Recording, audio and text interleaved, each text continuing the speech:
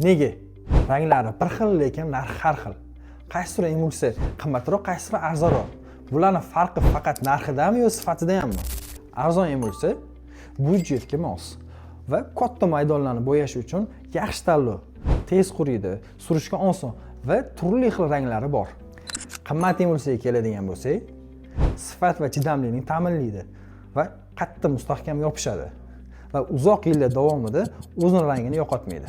Shu bilan birga ekologik toza va yomon hidlari yo'q.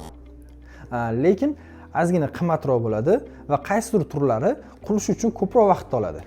Demak, sizga tez natija va budjetni tejash muhim bo'lsa, arzon emulsiyani tanlaganingiz yaxshi. Uzoq muddat chiroyli ko'rinish va chidamlilik kerak bo'lsa, sifatli emulsiya afzalroq. Savdo markazimizdan har ikkalasini ham ko'rib tanlab olsanglar bo'ladi. Sizlarga qaysi biri ma'qul keldi? O'zingizlarning fikringizni kommentariyada yozib qoldiringlar.